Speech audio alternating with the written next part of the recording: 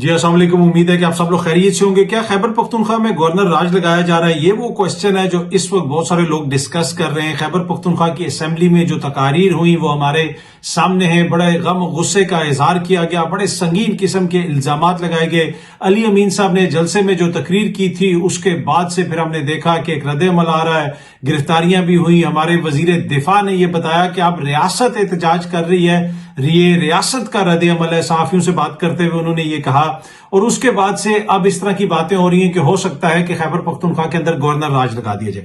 اب کیا فوری طور پہ خیبر پختونخوا کے اندر گورنر راج لگے گا؟ نہیں، میری پاس جو اس وقت اطلاعات ہیں، جو مختلف حکومتی دوستوں سے بات چیت ہوئی، اس سے یہ اندازہ لگایا جا سکتا ہے کہ فوری طور پہ مجھے خیبر پختونخوا کے اندر گورنر راج لگتا ہوا نظر نہیں آ رہا، کیونکہ اگر گورنر راج لگایا جائے گا وہ عدالتوں میں چیلنج ہو جائے گا، اس کو برقرار رکھنا اتنا آسان نہیں ہے۔ لیکن اگر ایک کام ہو گیا تو پھر گورنر راج لگ سکتا ہے، اور وہ کام ہے آئینی ترمیم۔ اگر آئینی ترمیم ہو جاتی ہے، ججز کی عمر میں وہ جو اضافہ وہ کرنا چاہتے ہیں وہ ہو جاتا ہے، قاضی فائز عیسیٰ صاحب کو ایک طرح سے ایکسٹینشن مل جاتی ہے، اور اس آئینی ترمیم کے اندر ایک کانسٹیٹیوشنل کورٹ کی بات بھی ہو رہی ہے۔ کانسٹیٹیوشنل کورٹ سے مراد کے جتنے بھی جو آئینی معاملات ہوں گے وہ سپریم کورٹ کے بجائے کانسٹیٹیوشنل کورٹ میں بھیج دیے جائیں۔ اس چیز کے اوپر بھی ڈسکشن ہو رہی ہے، یہ چیز بھی زیر غور ہے۔ ایک حکومتی شخصیت نے مجھے بتایا اگر آئینی عدالت بن جاتی ہے تو گورنر راج لگتا ہے تو یہ بھی ایک آئینی معاملہ ہے، ہو سکتا ہے کہ وہ اسی آئینی عدالت میں جائے، وہاں پہ جو ججز کی تعیناتی ہوگی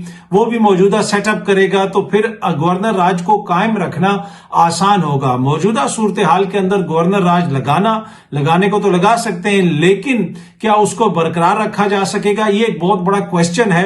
تو جو گورنر راج کی باتیں ہو رہی ہیں وہ مجھے آج کل میں ہوتا ہوا نظر نہیں آ رہا۔ جو حکومتی شخصیات، ڈفرنٹ لوگوں سے میری بات چیت ہوئی ہے، لیکن at the same time Pakistan Tehreek Insaf کی کچھ لیڈرشپ یہ کہہ رہی ہے کہ ہمیں اس قسم کے پیغامات بھجوائے گئے ہیں کہ آپ بندے کے بچے بن جائیں، اگر آپ نے ایسا نہ کیا تو ہم گورنر راج لگا دیں گے۔ زرداری صاحب بالکل تیار ہیں، اور ایک طرف زرداری صاحب کا نام لے کے حکومت اس قسم کی جناب وہ دھمکیاں دے رہی ہے، اس قسم کے جناب وہ باتیں کر رہی ہے، اور دوسری جانب زرداری صاحب کے فرزند جو ہیں وہ پارلیمنٹ کے اندر کھڑے ہو کے چارٹر آف پارلیمنٹ کی بات کر دی انہوں نے، اور اب کوئی کمیٹی وغیرہ بھی بن رہی ہے یا بنا دی گئی ہے اسپیکر صاحب کی جانب سے۔ وہ یہ کہہ رہے ہیں کہ کم از کم ایک ایسا چارٹر ہم کر لیں کہ پارلیمنٹ جو ہے وہ چلتی رہے، اس کے جو ورکنگ ہے اس کے اندر ہم رکھنا نہ ڈالیں۔ اب اس سے زیادہ بھونڈا مذاق کچھ ہو نہیں سکتا۔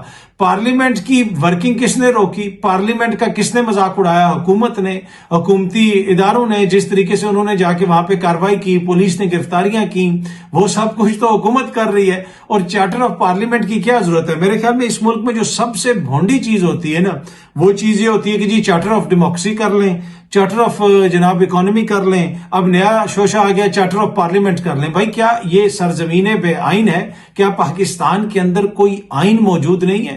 یہ چارٹر تو اس جگہ پہ ہوتے ہیں جہاں پہ کوئی آئین موجود نہ ہو، جہاں پہ کوئی قانون موجود نہ ہو، جب کوئی چیزوں کو آگے لے کے چلنا ہو، کوئی نیا فارمولا پیش کرنا ہو، کوئی نیا آئینی ڈاکومنٹ بنانا ہے تو اس کے لیے کوئی ہم چارٹر کر لیں۔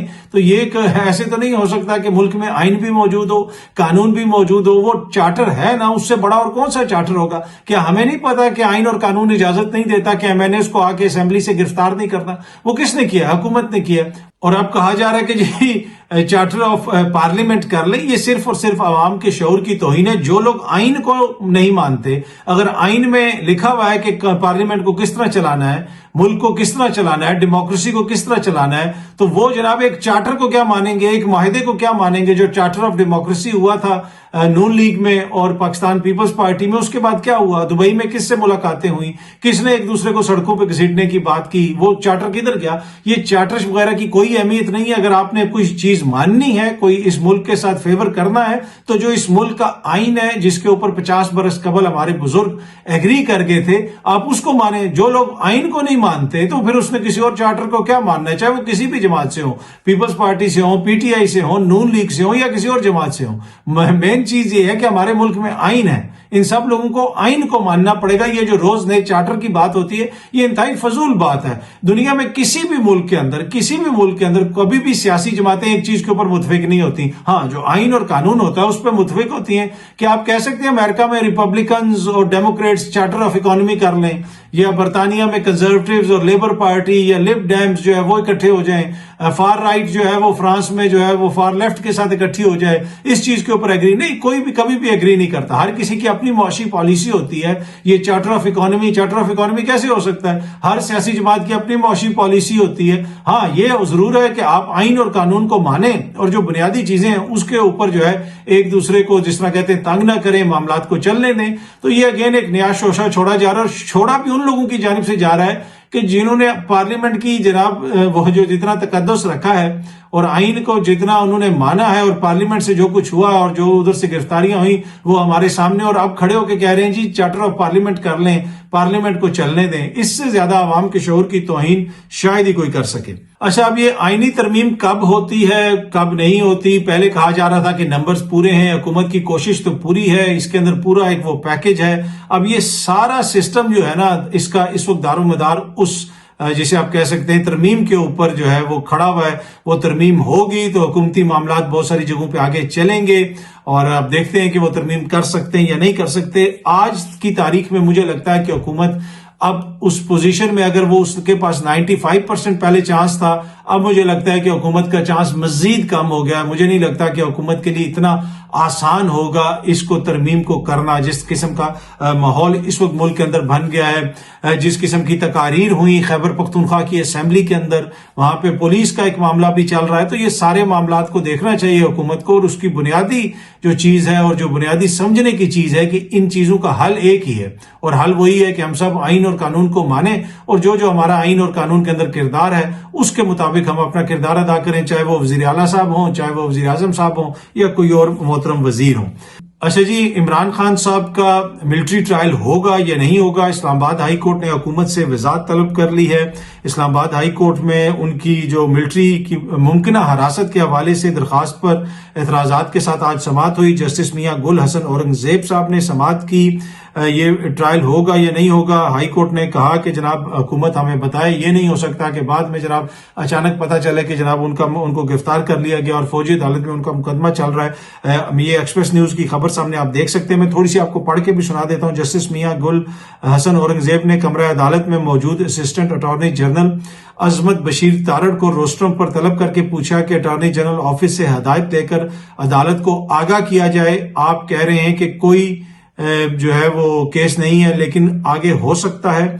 इमरान खान साहब के वकील ने कहा कि हमें ट्रायल का खदशा है। जस्टिस मियां गुल हसन औरंगजेब ने रिमार्क दिया कि ये सियासत है।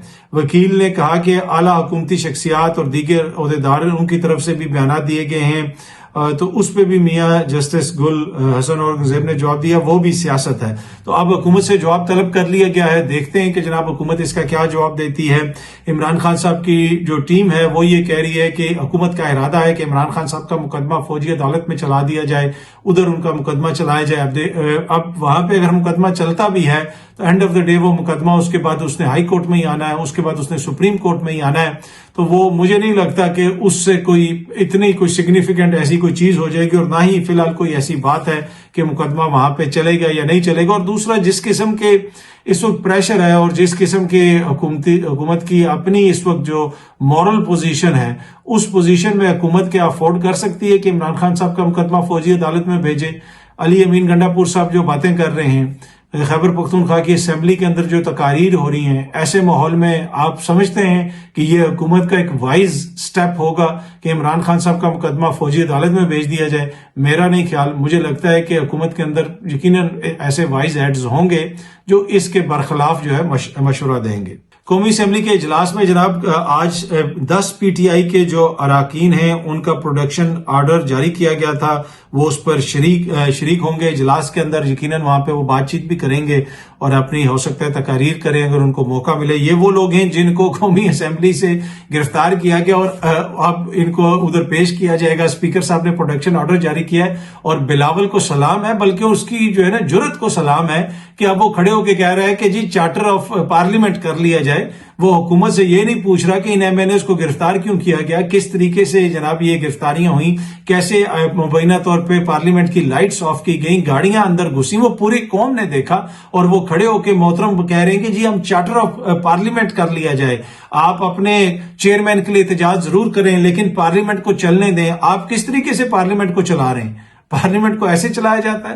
پر anyway by the time یہ ویڈیو جب آپ دیکھ رہے ہوں گے, ہو سکتا ہے کہ یہ جو لوگ ہیں پروڈکشن آرڈر پہ آ چکے ہوں اور اپنی تقاریر وغیرہ بھی کر چکے ہوں اور اجلاس میں انہوں نے شرکت کر لی ہو. اب دیکھتے ہیں کہ معاملات آگے کس طرف جاتے ہیں. بہت جلدی آپ سے دوبارہ ملاقات ہوگی. Thank you very much.